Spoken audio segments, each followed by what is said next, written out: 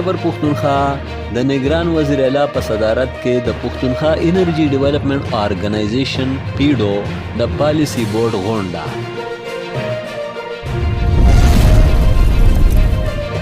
د بجلی د روانو منصوبو د سرته رسولو او نو منصوبو شروع کولو دپاره د توانایي او برېښنا د محکمې واکمنانو ته د حکمت عملي او شپه ورځ کار کولو هدایات. د نوې قایم کړې شوې خیبر پښتونخوا ټرانسمیشن اینډ ګریډ کمپنی د فعالولو دپاره د چیف ایگزیکټیو آفیسر تعیناتي دې زر تر زره یقیني کړی شي. نگران وزیر اعلی جسټس ریټایرډ سید ارشد حسین شاه غونډه کې د پیډو د چیف ایگزیکټیو آفیسر او ایگزیکټیو کمیټې د غړو دپاره په تیار کړی شوي سروس ریګولیشنز کال 2023 بریفینګ ورکړی شو. د انرژي اینډ پاور د سلاکار په مشرۍ کې د یوې کمیټې لخوا د سروس ریګولیشنز په ژور نظر د جایزې اخیستو او 2 هفتو کې دننه د حتمي منظورۍ دپاره د وړاندې کولو منظوري ورکړې شوه.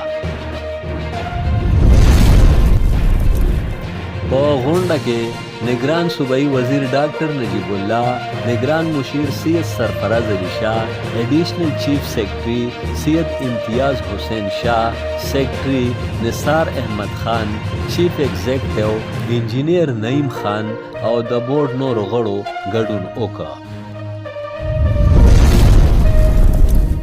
تفصیلات د خیبر پښتونخوا نگران وزیر اعلی جسټس ریټایرډ سید ارشد حسین شاه د بجلی د پیداوار په لړ کې د صوبې په خپلو خپو درولو باندې زور راوړی دی او د بجلی د روانو منصوبو د سرته رسولو او نو منصوبو شروع کولو دپاره د توانایي او برېښنا د محکمې واکمنانو ته د کړنلارې ټاکنې او شپه ورځ کار کولو هدایات یې جاري کړي دي چې دا شان په لږ تر لږه وخت کې د زیاتې نه زیاتې بجلی پیدا کېدل یقیني شي. نگران وزیر اعلی دا هدایات د خپلې مشرۍ لاندې د پښتونخوا انرژي ډیولپمنٹ آرګنایزیشن پیډو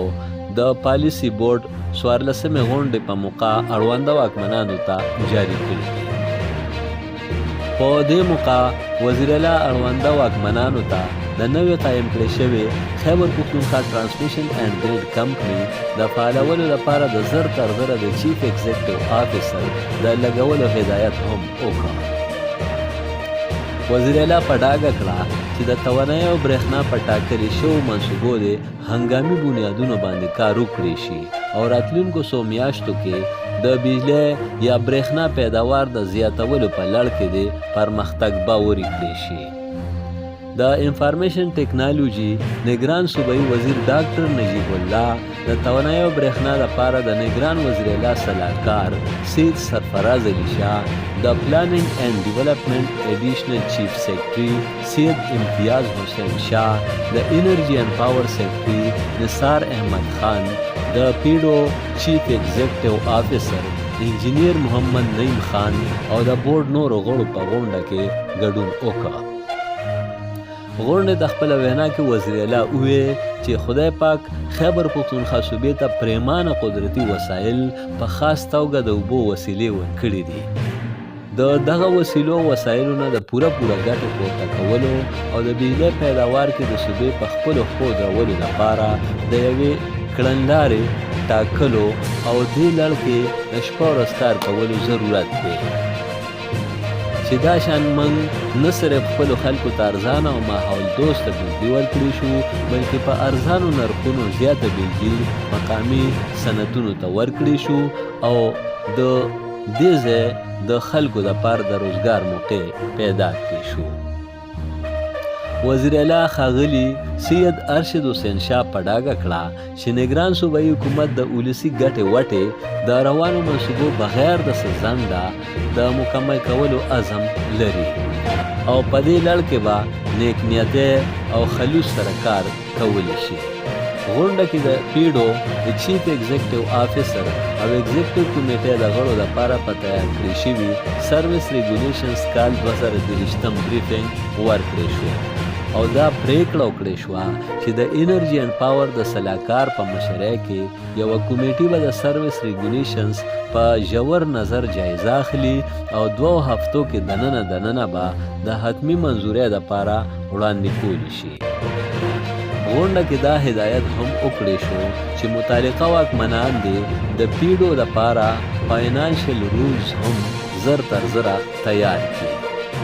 غونډې ته د پیډو د نگرانۍ لاندې د پیدا کېدونکي بجلی مقامي صنعتونو ته د ورکولو په هکله د ویلینګ ماډل په بېلابېلو اړخونو هم تفصیلي بریفینګ ورکړل شو. غونډه کې د ویلینګ ماډل لاندې نورو مقامي صنعتونو ته د بجلی ورکړه د وخت اهم ضرورت وګرځولی شو. اړونده واکمنانو ته د دې عمل توندولو او په دغه لاره کې د خنډونو او رکاوټونو لرې کولو د ضروري ګامونو اخیستو وینا وکړې شوه. په دې موقع د بجلی په هکله د صوبایي حکومت د مختلفو وفاقي ادارو سره په تړلي ستونزو او معاملاتو هوارولو په چارو هم تفصیلي خبرې اترې وشوې. د غونډې ګډونوالو ته د پیډو لاندې د بجلی د روانو او مکمل شوو منصوبو په هکله هم کوټلي معلومات ورکړی شول. امجد علي خادم، پښتونخوا ټي وي، پېښور.